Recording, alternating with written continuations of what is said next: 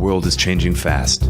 New technologies are impacting how we think about products, services, and the way we live our lives. Nowhere is this trend more present than in financial services, where new business models and customer expectations are changing our conceptions about banking, finance, and the very nature of money. Welcome to Rebank, a visionary podcast about banking, fintech, and the future. The future of banking is here. Hello and welcome to Rebank. I'm your host, Will Beeson. Today we're thrilled to be joined by Ameya Upadhyay, principal at Omidyar Network, a high-impact social investment fund set up by eBay founder Pierre Omidyar. Ameya focuses on the firm's fintech and financial inclusion efforts, investing in organizations that have the potential to create economic opportunity for individuals in Africa, Europe, Myanmar, and India. His portfolio includes first movers in India across micro-enterprise lending, digital retail lending, merchant cash advance, and online brokerage. He's been active in Myanmar for the last 2 years and is closely following the emerging mobile money ecosystem, in addition to making grants to nonprofit organizations, which are creating sector-wide public goods. As always, connect with us on Twitter, Facebook, LinkedIn, or on our website at bankingthefuture.com. If you like today's show, please subscribe on iTunes or your podcast platform of choice and leave us a review. Thank you very much for joining us today. Please welcome Ameya Upadhyay. Ameya, welcome to Rebank. Oh, thank you, Will. Thanks for having me. Tell us a bit about the Omidyar Network. Omidyar Network is a philanthropic investment fund. It was founded by Pierre Omidyar, who is the individual who founded eBay. The mandate of the fund is to provide opportunities to individuals to improve their lives and the lives of their families and the society around them. It's founded on a fundamental belief that potential is more equally distributed than opportunity. And if you provide opportunities to individuals, they'll do stuff to improve their own lives. So we invest behind entrepreneurs and innovators and change makers who are out to solve these problems for mass market consumers in developing economies. So based on what I know about you guys and the information that I've been able to glean, it's really across geographies, it's across countries, it's across sectors, it's across even public versus private, i.e. profit versus nonprofit organizations. Is that right? That's right. We have a very broad mandate. Our focus are emerging economies in general, but within those, we are geography agnostic. We invest across 5 initiatives. One of them is financial inclusion, which is where I work. Then there is emerging technologies, education, governance and citizen engagement, property rights, and we have a developing initiative in digital identity. Since our inception 10 years ago, we've invested about $1 billion. Roughly half in for-profit equity investments and half in grants. And that's one of the USPs of the fund, that we're able to do both for-profit equity and non-profit grants. Because we do believe in the power of markets in driving scalable solutions and in companies being forced by competition to provide the best products at the cheapest prices. But at the same time, we don't think markets work automatically. So you need enabling environments, you need the right rule of law, transparency, transactional, contractual agreements, and research and advocacy. And that's the kind of public good infrastructure, sector-specific infrastructure we fund through grants. Actually, that might be helpful for you to expand on for the benefit of the audience. When you talk about grants to those sorts of organizations, can you give some examples and talk about the work that they do? Sure. So let me take financial inclusion because it's just closest to my heart. So we fund innovators that are working with mobile money, for example, right? Digital payment rails. But at the same time, we fund organizations like the GSMA Mobile Money Unit and the GSMA Mobile for Development, because what those guys do is get data out of the sector to inform these entrepreneurs and innovators. At the same time, we fund Alliance of Financial Inclusion, which is a peer group of Southern central bank governors and regulators. So these regulators come together and try to figure out how to deal with innovation, which is always running ahead of them, right? So we fund Better Than Cash Alliance, which is an organization that works with governments to digitize government-to-person payments. So all of these things that bring people together and sort of industry association and industry infrastructure, that allows then the market investments to work better. Mm-hmm. And are you able to be, or do you wish to be, active in terms of shaping the policies, the work that those organizations do? How active are you able to be in ensuring that your grants go to good use? Yeah, absolutely. We're very active managers without being a pain. We try and maintain that balance, but all of our grants are tied to performance. Much of the money is tied to the organization setting milestones. But at the same time, we give grants for core operations as opposed to individual projects, because we think that a lot of organizations, non-profit organizations, struggle to get funding to build their teams and to further their core mission, because every funder is giving them grants tied to specific projects. So they turn into mercenaries as opposed to organizations that are building their own core. And you specifically work in fintech and financial inclusion, and you have, as I understand it, 4 markets that you cover: Africa, Europe, Myanmar, and India. In the context of the Omidyar Network, can you talk about the distinction between fintech and financial inclusion? I imagine there's some overlap. So for me, financial inclusion is financial services for the mass market. It is not necessarily only financial services for the bottom of the pyramid. So it's low and middle income segments, right? Because often with new products, you need to start in the low and middle income segment. And then after you prove that product and you have economies of scale and scope, can you filter down to the bottom of the pyramid? So we define it as affordable, convenient, flexible financial services across savings, credit, insurance, and payments for the mass market. And I think all of financial services for years have been enabled by technology, right? So for me, fintech is, has always existed. But I think with the proliferation of cell phones, there is a new meaning to technology and financial services, and that's what we're talking about when we're talking about fintech. So we define our consumer base as people who have a cell phone, but probably not a bank account or have no access to bank branches. That's the segment we are trying to address here.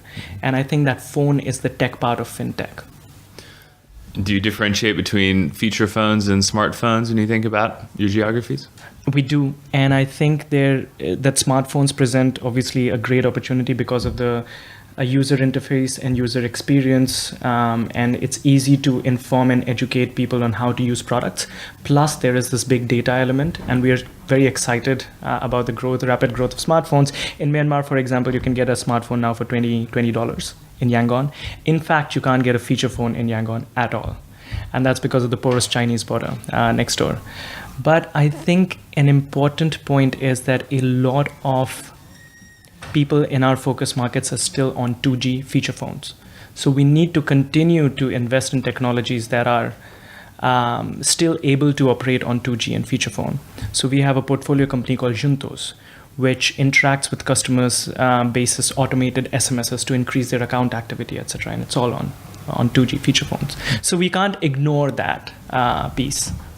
What types of deals do you look at specifically in your areas of coverage? And do those vary depending on the region? We are by DNA early stage investors, but Series A investors, right? So we usually look for some sort of revenue traction and not just a person with a PPT.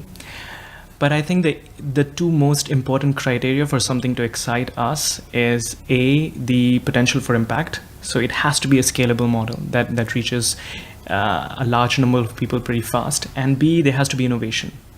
See, our approach is we care about sector impact more than individual company impact, because companies are born and they die, but sectors move forward. So we want to fund first of their kind business models. And that's what we have done. And when I talk about my portfolio, I can walk you through that. But we want to validate business models that have not yet existed in the past. And then we expect purely commercial capital to fund replicators, right? So if somebody comes to me, my first criteria for judgment is, does it have the impact that is our mandate? And B, are you doing something for the first time? Are you being innovative, right? And then it's early stage is actually a derivative of doing something for the first time, because more likely commercial capital is not available. And that's how we define the catalytic piece of our capital, that we are there to step in when purely commercial investors won't, because the risk they perceive is too high. Do you have return criteria when you talk about investing in for-profit companies? Yes, we do. So once we assess that the social impact for this particular company fits our mandate, we then turn into purely commercial investors. Because we do have a single bottom line, which is social impact. But it's based on the belief that social impact will only be achieved if commercial returns are achieved. If a company dies, there's no social impact, right? And ideally, we find companies where social returns and commercial returns are fully tied. That's not always true. That's a utopian target. But after we ensure that there's some social return, we then take a very commercial view on commercial returns, because we feel that discipline is important. If we come in and just give sub-commercial capital into a sector, we think we'll distort markets. So we are very stringent with our commercial returns.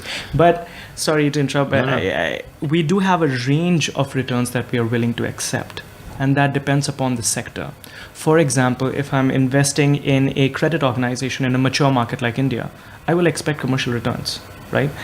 At the same time, if I'm investing in a company that's doing micro pensions for informal cocoa farmers in Ghana, I'm willing to accept commercial returns that are not risk adjusted fully. And that's where our capital is unique. Sure. I'm fascinated by this, I call it intersection, to look at it through the more optimistic lens as opposed to tension, but intersection between for-profit, not-for-profit, social impact, pure commercial return. How do you think about competition? I mean, if you've invested in a for-profit organization that meets your social impact criteria, and that company is competing against other companies in the space, to what extent does kind of purely commercial support from a classic VC or private equity standpoint start to almost undermine the social impact that other competitors in the space could be having if, for instance, you weren't present? That's a very good question. I mean, ideally, we would have invested in an organization that doesn't have competitors to start with, and the hope would be that they prove something that gives enough of an economics for competitors to come in, and then we would be happy, right? Would you then support the competitors as well? I think that depends on a case-to-case basis. But I think we do have that dichotomous personality. We do have that slight schizophrenia because we wear two hats. One, it cares about a sector moving forward, which would be happy if competitors come in and really expand the market. But at the same time, we do care about the health of our portfolio company. But I think if I were to rank in priority, then the sector takes preference over the individual company. So even though if it's my portfolio company, I would be terribly sad if my company does not perform as well as competitors, and it should. And we invest behind a company hoping that it should.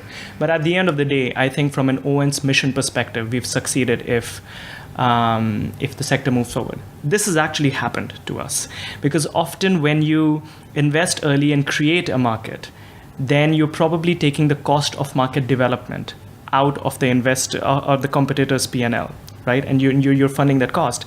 So we funded big data, small credit companies, these companies that take alternative data from your GSM, from your GPS data, your smartphone data, and try to come up with a risk score, which is almost like, Bible truth for every lending organization today. But we started funding these companies in 2010 and 2011 and built an entire constellation. Now, will these companies give us commercial returns? I don't know. Have they moved a sector forward? 100%. Yeah. And that matters. No, forgive me for having dug in, but I find this to be a fascinating tension and just conceptually one that's really kind of worth exploring. So thanks for that. Fintech is a broad church. You touched, I guess, on your investment universe and what it consists of, but can you maybe expand on that a little bit? I mean, is Fintech anything related to financial services and or technology, or do you guys have a kind of specific subset of areas that you guys pay particular attention to? Yeah, I mean, we have very well-defined investment thesis, and we pride ourselves in being disciplined investors. So Fintech, unpacked, is financial services enabled by technology, right?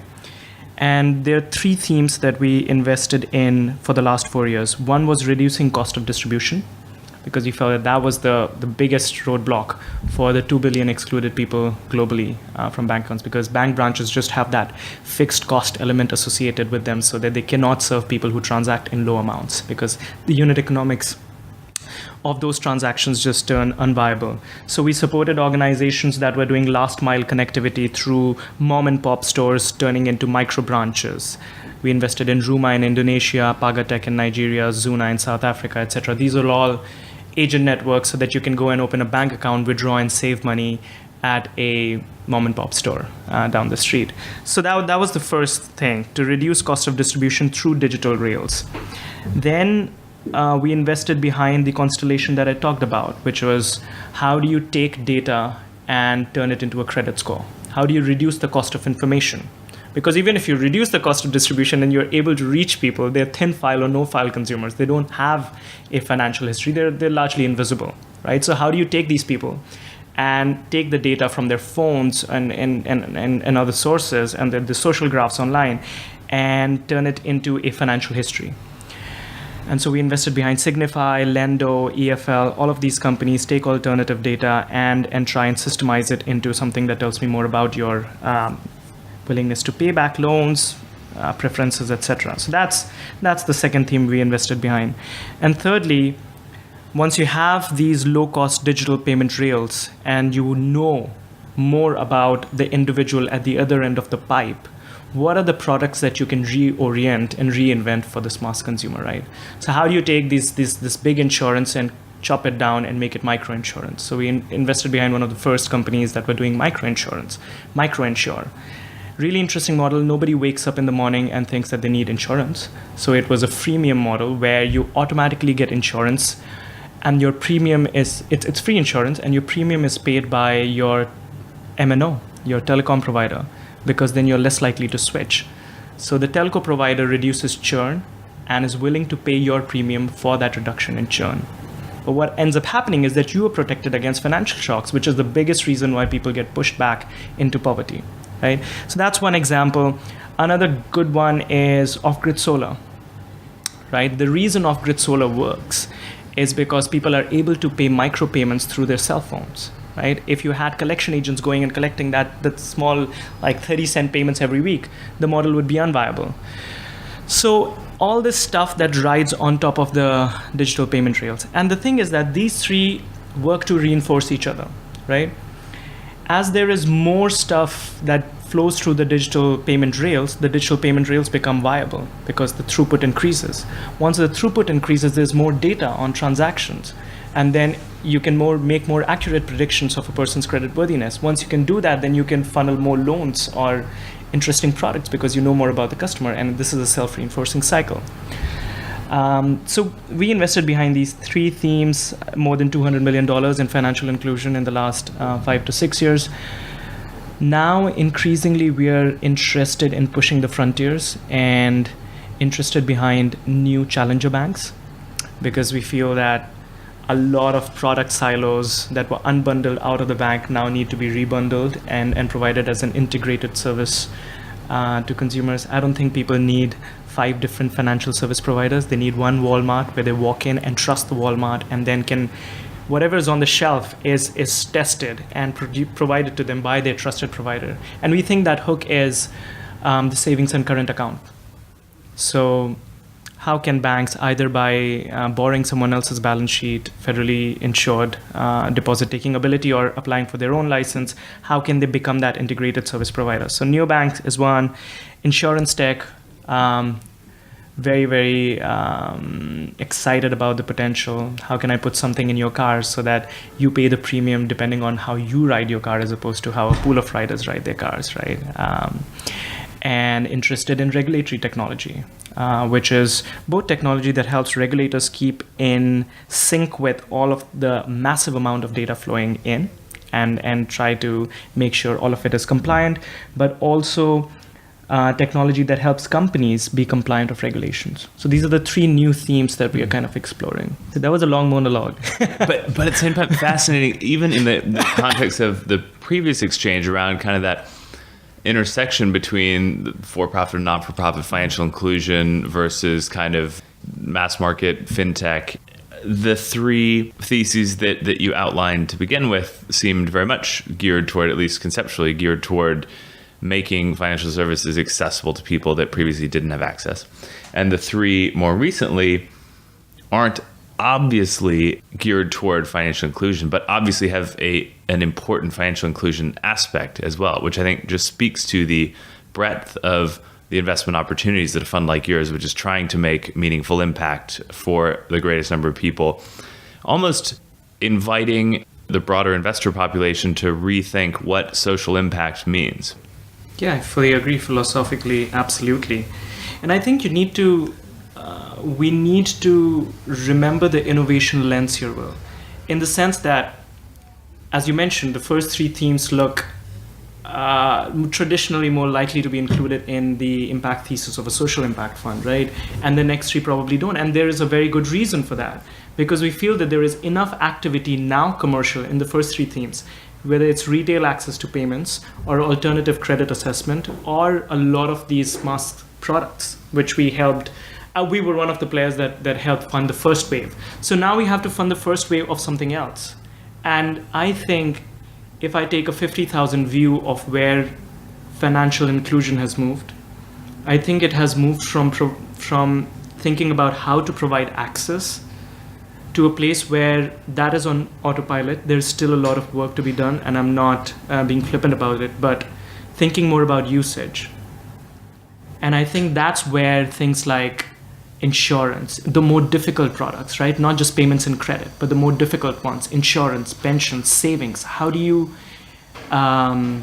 incite people to make more use of their accounts? For example, 80% of all transactions, mobile money transactions by value and by volume for the last 4 years are P2P transactions or airtime recharge. And that's not financial inclusion, right? That's just a very transactional use case. What you want people to do is to use their mobile money accounts like they would use a bank account. But people are not using that, right? Nobody's saving money in mobile money accounts. Why?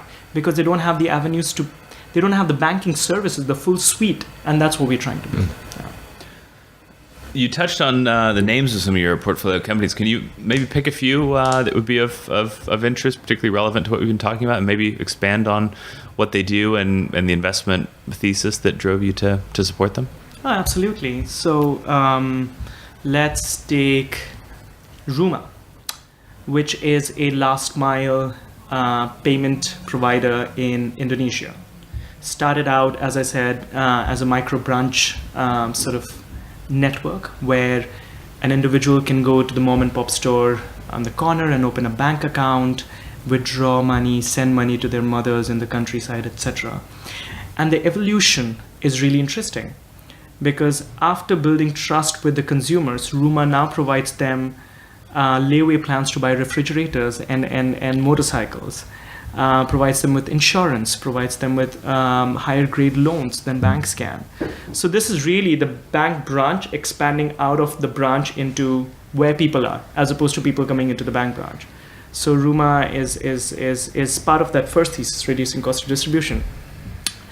Lendo is a company that looks at people's social graph. I mean, Facebook is more popular than we ever imagined anywhere in all emerging markets, right? In India, there are more than 180 million Facebook users. So Lendo looks at your Facebook graph and tries to figure out how creditworthy you are, from the number of friends you have, from matching your GPS location with the address you wrote on the Facebook page, etc., etc. So that's really interesting.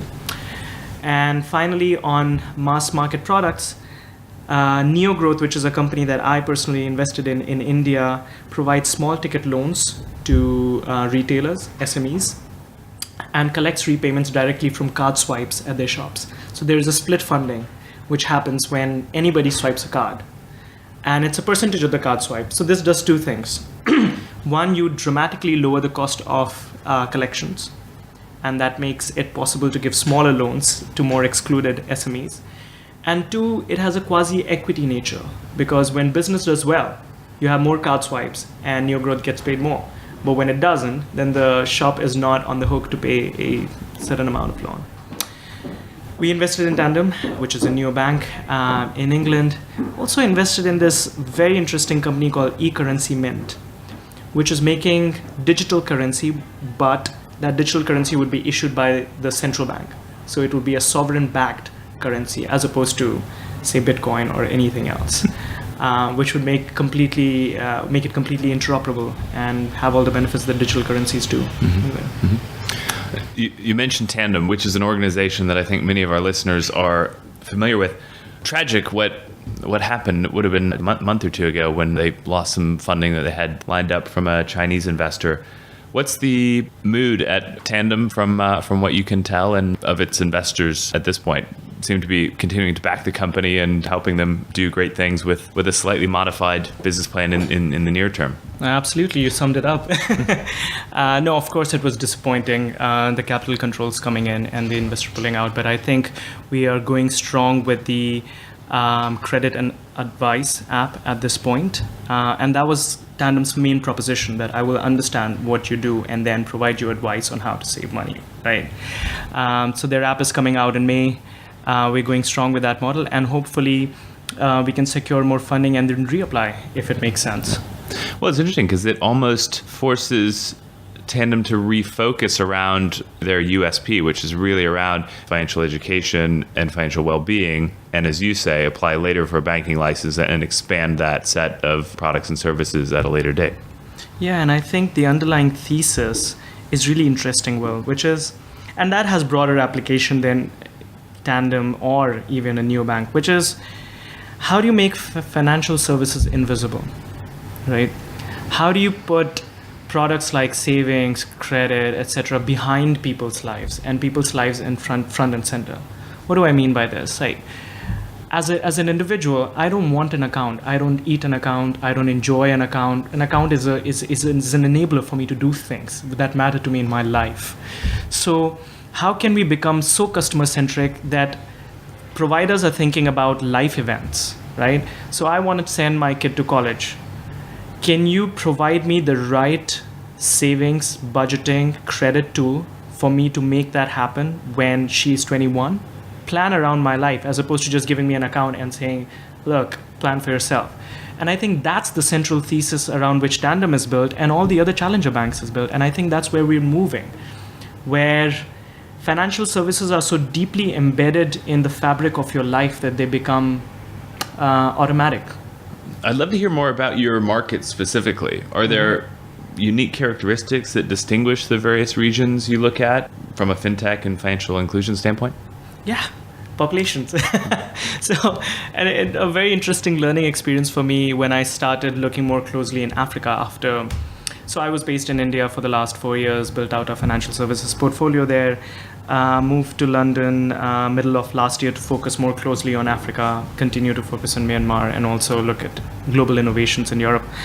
One of the learnings for me in Africa has been I started to ask very specific questions on market size, something I didn't do in India because there are 1.3 billion people. And if you make a product that has mass appeal, then there is sufficient market for you to scale. But in Africa, it's the same number of people, 1.3 billion people, but divided in 60 countries. And financial services are more central to people's lives than, say, taxi hailing or room booking, and therefore they have to be regulated rightly. And so now, if there is a company operating in Kenya, they're sort of making a product for Delhi, Bombay, and Bangalore, right, combined. And so I have to worry about regional expansion, and with that, worry about how they're going to look at different regulatory regimes. Challenging, but super interesting. But yeah, that's an example of a reset that I'm going through now. Would you define the problems as similar or fundamentally different between, for instance, Africa and India? Similar, and there's a very good reason for that, because people are human beings, and they live similar lives and have similar demands on their financial lives. Why Myanmar? Very good question. Myanmar is probably one of the only countries in the world that went through a top-down revolution, where the dictatorship decided that we should give democracy a chance, and did so in good faith. And we felt from our governance and citizen engagement perspective, that was a very useful test case for a lot of our focus areas, such as independent media, transparency in fiscal revenues. And so we started our operations in Myanmar in 2014 and funded organizations that were pushing on these frontiers in governance and citizen engagement. And I think we have had massive impact for the amount of dollars that we've invested. But because of that beachhead, we also now want to focus on supporting financial services in Myanmar. It's a super interesting market, as I was telling you. Mobile penetration has grown from up 10% to 80% in 3 years after the mobile telephony market was opened up to private players. Smartphone penetration is at 70%. People use more data than many emerging markets.